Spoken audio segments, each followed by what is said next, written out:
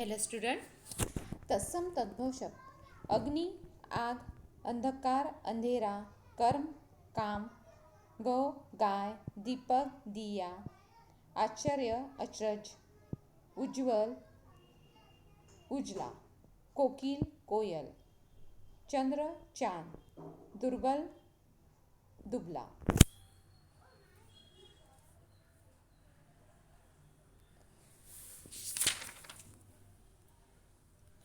वैसे ही अभी यहाँ पे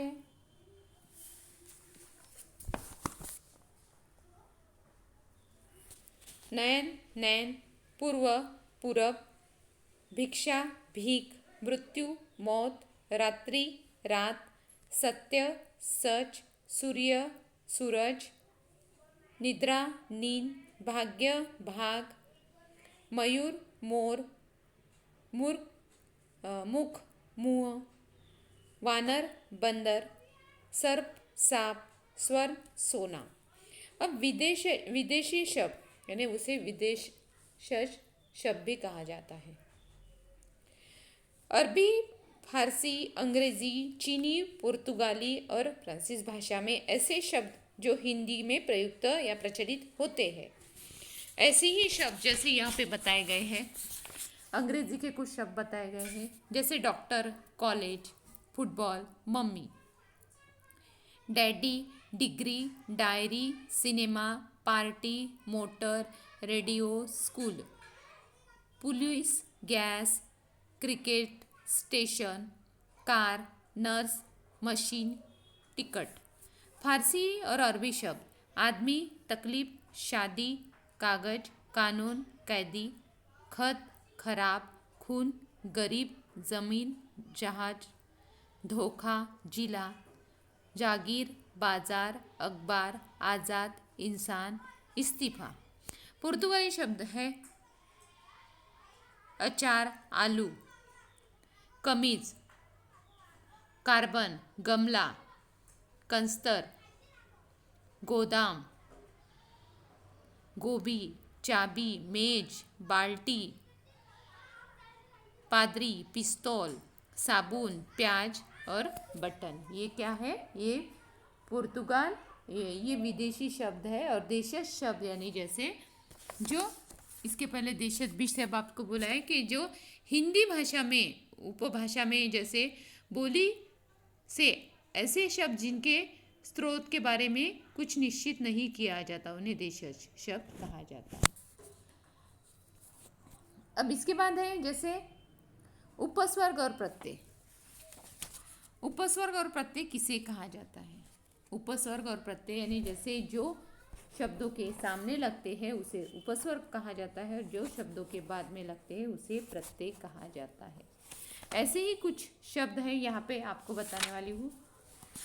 अब जैसे जो आगे लगेंगे उसे क्या कहा जाता है? जो पीछे, जैसे शब्दों को पूरा करने का काम जो शब्द करते हैं, जैसे सबसे पहले तो उपस्वर्ग, वह प्रतिदिन स्कूल जाता है। प्रतिदिन, दिन है मूल शब्द और प्रति क्या लगा है उसे उपस्वर्ग।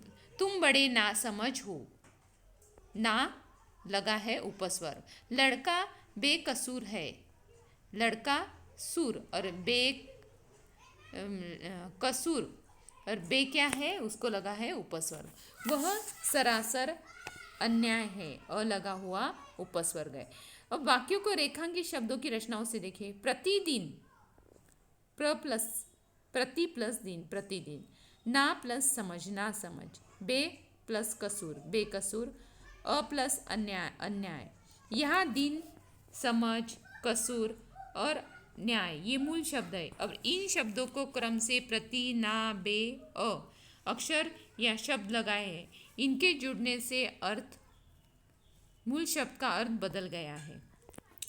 अब जो शब्द मूल शब्द के पहले जुड़कर शब्द के अर्थ में परिवर्तन कर देते हैं उन्हें उपस्वर्ग कहा जाता है। जैसे अ से अधर्म, असुरक्षा। सु से सुमति, सुशील। कु से कुसंग, कुप्रथा आदि। उपस्वर्ग में कुछ अन्य उदाहरण हैं, जैसे अशुभ, असत्य। कु, कुमति, कुप्रथा। अपमान, अपयश। अन, अनजान अनदेखा, निर्धन निर्बल, सुपुत्र सुलेख, प्रगति प्रसिद्ध, अवगुण अवनति, दुर्बल दुर्गुण, उपमंत्री उपदेश।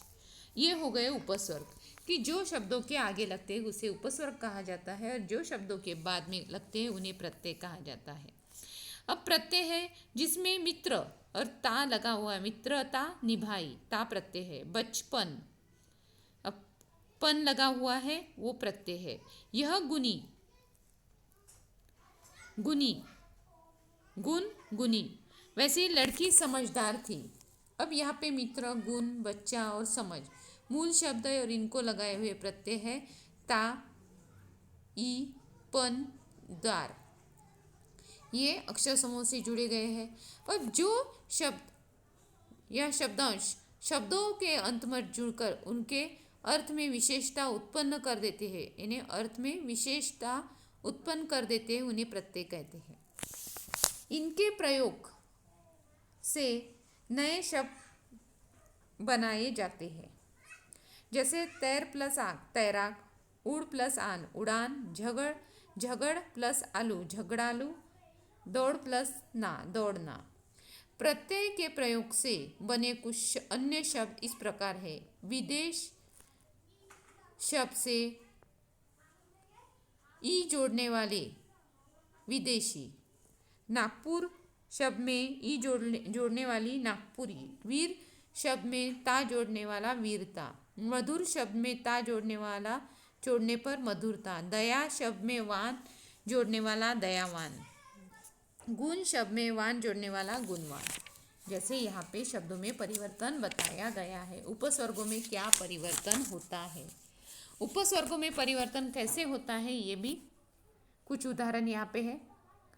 अब जैसे है हस प्लस ई, हंसी, धन प्लस ई, धनी, मूर्ख प्लस आ, भूख प्लस आ, भूखा, शिष्य, आ प्रत्यय लगा, शिष्या, दृढ़ प्लस ता, दृढ़ता, सुंदर, ता प्रत्यय लग गया, सुंदरता, समाज प्लस इक, सामाजिक, दर्शन प्लस इक, दार्शनिक, सुगंध प्लस इत, सुगंधित, अंक प्लस इत, अंकित, नगर प्लस ईय, नगरीय, भारत प्लस ईय, भारतीय, दया प्लस वान, दयावान, चरित्र प्लस वान, चरित्रवान, शक्ति प्लस मान, शक्तिमान, बुद्धि प्लस मान, बुद्धिमान, दया प्लस आलू, दयालु, कृपा प्लस आलू, कृपालु, समझ प्लस दार, समझदार, शान प्लस दार, शानदार। ये लगे हुए हैं जैसे उनको प्रत्यय। उपस्वर्ग और प्रत्यय में क्या अंतर है और वो कैसे पहचाने जाते हैं। उपस्वर्ग शब्द के पहले जोड़े जाते हैं और प्रत्यय सदैव शब्द के अंत में जोड़े जाते हैं। जैसे यहाँ पे है अवगुण उपस्वर्ग युक्त है और गुणवान प्रत्यय युक्त है। उपस्वर्ग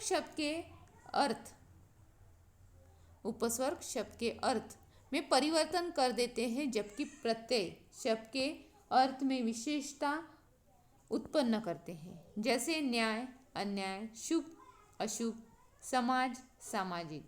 उपस्वर्ग जोड़ने पर न्याय और शुभ का अर्थ विपरीत हो जाता है। दूसरी ओर समाज में एक प्रत्यय जोड़ने पर सामाजिक शब्द बनता है, जिसका अर्थ समाज से संबंधित होता है। अब ऐसे ही शब्द यहाँ पे बताए गए हैं। जैसे यहाँ पे उपस्वर्ग और प्रत्ययों से कुछ शब्द बनाए गए हैं। अब ऐसे ही कुछ शब्द यहाँ पे आपके पेज नंबर 27 पे उपस्वर्ग और प्रत्यय नहीं है, पर इसमें जैसे समाज या सामासिक, समास प्लस एक प्रत्यय जोड़ने के बाद उसमें क्या बदलाव हो रहा है, स्वर में बदलाव होता है तो लिखते समय में, जैसे अ प्लस आ से आ बन रहा है, ई प्लस छोटी बड़ी से ए। तो यहाँ पे वैसे ही दिन प्लस एक दैनिक, वर्ष प्लस एक वार्षिक, पक्ष प्लस एक पाक्षिक। तो ऐसे इसमें परिवर्तन हो रहा है। तो वैसे ही यानी निम्नलिखित शब्दों में क्या बदलाव हुए हैं वो आपको लिखने हैं। जैसे किन स्वरों का यहाँ पे विभाजन हो रहा है, जैसे अ आ से आ बन रहा है, तो ऐसे ही आपको बनाना है कि किससे कौन सा शब्द बन रहा है।